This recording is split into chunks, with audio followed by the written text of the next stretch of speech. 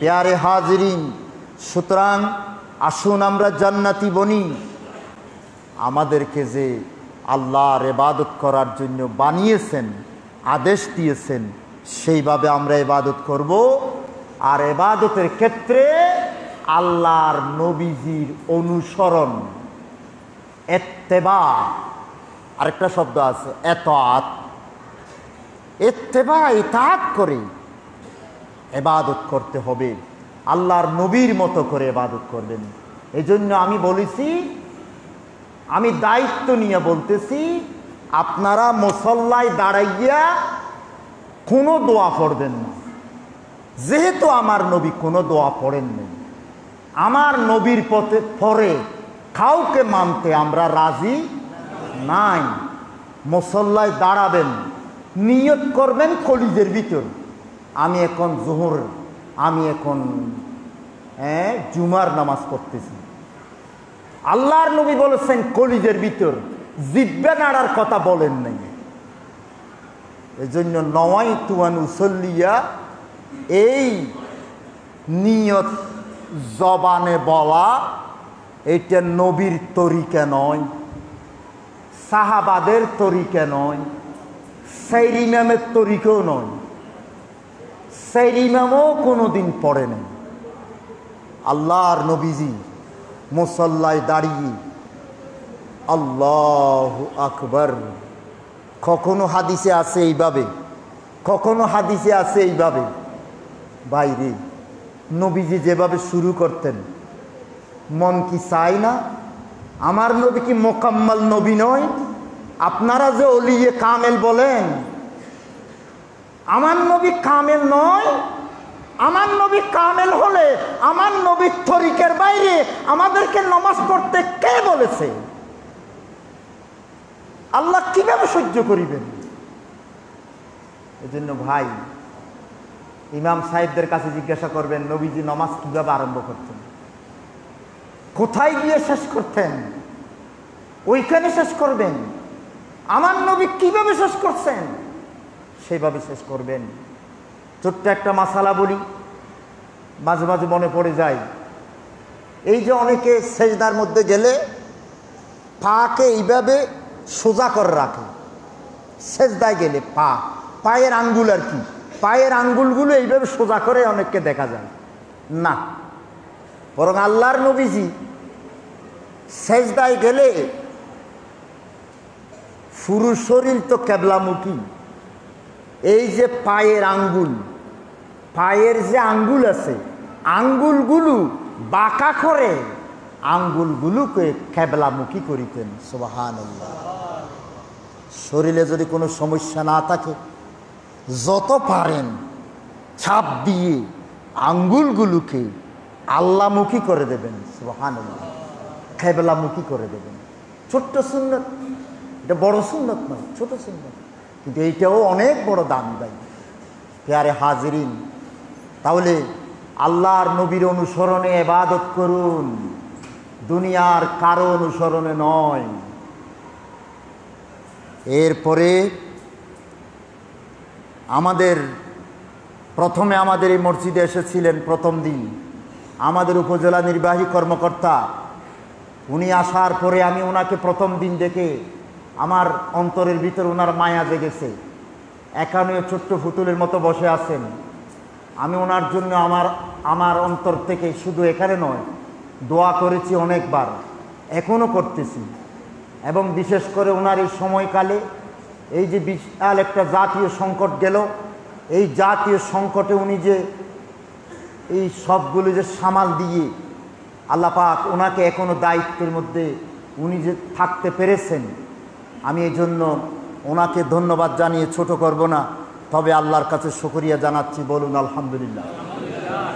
উপজেলার মধ্যে যে ধ্বংসযজ্ঞ চালানো হয়েছে, থানার মধ্যে যে ধ্বংসযজ্ঞ চালানো হয়েছে, আমি সেই দিন ঘুমাতে পারিনি, সেই রাত্রে আমার ঘুম হয় নাই। আমি রাস্তার মাথায় মসজিদে এসে চিল্লাইয়েছিলাম পাগলের মতো। আমি তখনও জানতাম থানার মধ্যে কোনো আক্রমণ এখনো হয় নাই, উচ্ছৃঙ্খল জনতা কি যেন করতেছে। আমি চিল্লাইয়াছিলাম, আমি বলেছিলাম অনেক কথা, কিন্তু শেষ পর্যন্ত আমার এই চিল্লানো কাজে আসে নাই। থানার মধ্যে আগুন দেওয়া হলো, যা যা হয়েছে হয়ে গেছে। এটা এই জাতির জন্য অপূরণীয় ক্ষতি, অনেক কিছু হয়ে গেছে। হ্যাঁ, সে ভিন্ন কথা। এখন আমার দু তিনটি কথা বলে আমার উপজেলা নির্বাহী কর্মকর্তা মহোদয়কে আপনাদের সামনে কিছু কথা বলার জন্য আমি অনুরোধ করব। তবে আমার কথাগুলো আমাকে শেষ করতে হবে। এক নম্বর, আমি গতকাল জানলাম ঢাকা ইউনিভার্সিটিতে মানসিক ভারসাম্যহীন একজনকে হত্যা করা হয়েছে। একজন মানুষকে হত্যা করা হয়েছে চোর বলে। এর আগে জাহাঙ্গীরনগর বিশ্ববিদ্যালয়ে গত সরকারের একজন লোককে হত্যা করা হয়েছে বিনা বিচারে। আমরা দুইটিকেই আমি ব্যক্তিগতভাবে নিন্দা জানাই। অপরাধী যেই হোক, প্রথমে অপরাধ প্রমাণিত হতে হবে। বিনা বিচারে মানুষকে হত্যা করা, এইটাকে বন্ধ করার জন্য, গুম হত্যা বন্ধ করার জন্য 2024 সালের জুলাই এবং আগস্ট মাসে এই দেশের মানুষ বিক্ষুব্ধ হয়েছিল, ঠিক কিনা? এরপরে আবার বিনা বিচারে মানুষ হত্যা হবে, সহ্য করা যাবে না। সরকারকে বলবো এই ব্যাপারে কঠোর হওয়ার জন্য। দুই নম্বর কথা, শুনতে পাচ্ছি কিছু পুলিশ সরকারি কর্মকর্তা কর্মচারী কাজে অবহেলা করতেছে। ক্ষোভের কারণে আরেকজন ক্যাডার বলল আমাকে, কয় হুজুর যেহেতু এখন ঘুষ তেমন খেতে পারতেছে না। আল্লাহু আলম, আমি জানি না, সব অফিসার তো ঘুষখোর নয়। থাক, কি যেন, শুধু এটুকুন বলবো, এটা নিশ্চিত অনেকটা দেখা যাচ্ছে কিছু পুলিশ সরকারি কর্মকর্তা কর্মচারী কাজে অবহেলা করছেন। এই কারণ এটা যে সত্য, এদিকে প্রমাণিত হলো যে সেনাবাহিনীকে ম্যাজিস্ট্রেসি ক্ষমতা দেওয়া, এইটা প্রমাণ করতেছে যে দেশের কর্মকর্তা কর্মচারী, প্রশাসন এবং পুলিশ, শান্তি শৃঙ্খলা রক্ষাকারী বাহিনী তাদের দায়িত্ব যথাযথ পালন করতেছে না। এই ব্যাপারে আমি বলবো সরকারকে কঠোর হতে বলবো। এবং ম্যাজিস্ট্রেসি ক্ষমতা পাওয়া সেনাবাহিনী, এদের প্রতি আমাদের এই গণমানুষের পূর্ণ আস্থা আছে। আছে কিনা বলুন? আমাদের প্রধান সেনাপতি ওয়াকারুজ্জামানকে আমি ব্যক্তিগতভাবে স্টাডি করে দেখেছি। আলহামদুলিল্লাহ, আল্লাহ পাক এই সোনালী সন্তানকে আমাদের জন্য সম্পদ বানিয়ে রাখুন। আমিন। প্রিয় হাজিরিন, সুতরাং আমি ম্যাজিস্ট্রেসি ক্ষমতা পাওয়ার পরে আমাদের সম্মানিত সেনাবাহিনীর কর্মকর্তাদেরকে উদ্দেশ্যে বলবো, দ্রুত আপনারা ব্যবস্থা নিন। সমস্ত দুর্নীতিবাজ, সমস্ত দেশদ্রোহী, আইন শৃঙ্খলা যারা ক্ষতি করতেছে, সবাইকে কঠোর হস্তে দমন করুন। আমরা ইনশাআল্লাহ সহযোগিতা করব। তৃতীয় কথা, শেষ কথা, সুন্নতিতে মাহফিল চলছে 19 দিন ব্যাপী। এইটা এলাকার ইতিহাস ঐতিহ্যের অংশ। আমি ওই দিনে বলেছিলাম এই বিষয়ে দুটি কথা। এক নম্বর, এটাকে হেদায়েতের মাহফিল হিসাবে আপনারা যাবেন, অংশ নিবেন। দুই নাম্বার, আপনারা সাহায্য এবং সহযোগিতা দিবেন। আপনাদের বটতলী স্টেশনের ব্যবসায়ী ভাইরা, আপনাদের পক্ষ থেকে একটি মোটা অঙ্ক ওখানে যাওয়া দরকার। এই দুইটা কথা আপনাদের উদ্দেশ্যে। সিরাত মাহফিল কর্তৃপক্ষের উদ্দেশ্যে দুটি কথা। এক নম্বর, সেখানে মহিলাদের আনাগোনা বিগত বছরগুলোতে যেভাবে হচ্ছে, এই বছর কি হচ্ছে আমি এখনো জানি না। এটা কিন্তু সন্তোষজনক নয়।